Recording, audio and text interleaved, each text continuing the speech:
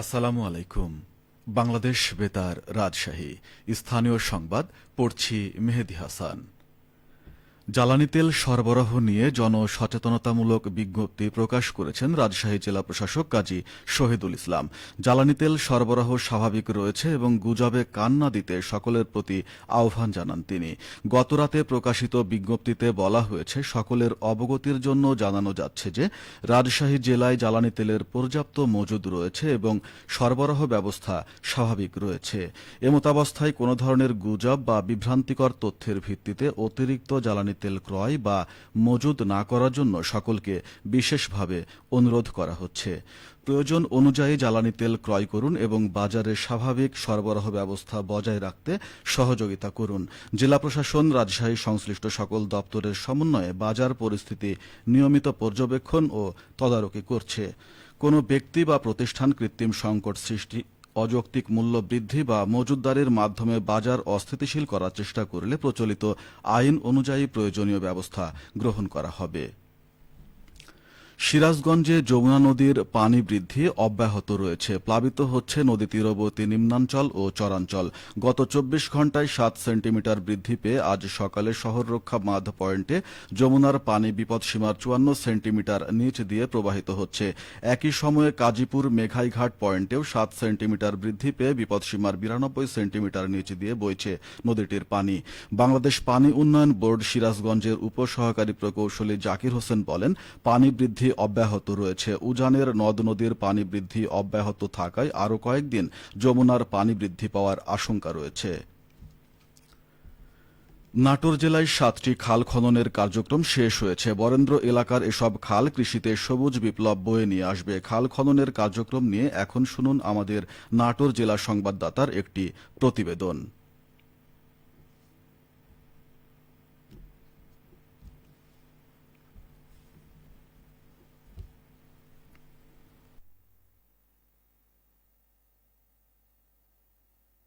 দুর্যোগ ব্যবস্থাপনা ও ত্রাণ মন্ত্রণালয়ের তত্ত্বাবধানে নাটোর জেলায় 7টি খাল খননের কার্যক্রম শেষ হয়েছে। জেলা ত্রাণ ও পুনর্বাসন কর্মকর্তা একেএম শাহ আলম মোল্লা জানান, মাননীয় প্রধানমন্ত্রীর অগ্রাধিকার প্রকল্পের মধ্যে খাল খনন একটি অত্যন্ত গুরুত্বপূর্ণ প্রকল্প, যা দুর্যোগ ত্রাণ মন্ত্রণালয়ের মাধ্যমে আমরা নাটোর জেলায় 4টি উপজেলায় 7টি খাল খনন করতে পেরেছি। আমরা যে 7টি প্রকল্পের আন্ডারে আমরা 11.65 কিলোমিটার খাল খনন করতে পেরেছি। প্রায় 12 কিলোমিটার খাল খননে বরাদ্দকৃত 4,45,74,000 টাকার মধ্যে অব্যয়িত 21,65,000 টাকা রাষ্ট্রীয় কোষাগারে ফেরত দেওয়া হয়েছে বলে জানান ত্রাণ কর্মকর্তা। শ্রমিকের যে টাকাটা ছিল, আমরা অনেক সময় অনেক শ্রমিক পাইনি, তারা কাজে এই 500 টাকা আসতে পারে চায় নাই, যার জন্য আমাদের হলো 21,65,600 টাকা আমরা ফেরত গেছে সরকারি কোষাগারে।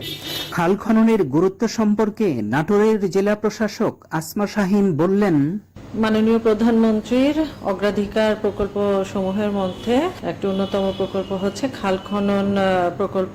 নাটোর জেলা বরেন্দ্র এলাকায় হওয়ায় এই খাল খনন কর্মসূচির মাধ্যমে আমাদের বৃষ্টির পানি এই খালে সংরক্ষিত থাকবে এবং এই পানি পরবর্তীতে বিভিন্ন সেচের কাজে ব্যবহার করা যাবে এবং এটি আসলে প্রাকৃতিকভাবে জলাধার সংরক্ষণের আধার হিসেবে কাজ করবে।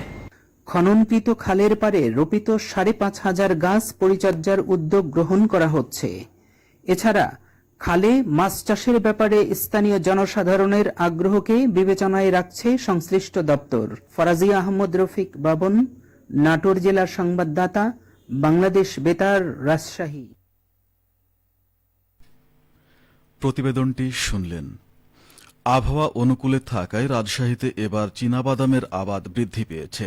পদ্মা নদীর বিস্তীর্ণ চরের বেলেদোআঁশ মাটি চীনাবাদাম চাষের উপযোগী হওয়ায় সেখানকার চাষিরা বাদাম চাষ করছেন।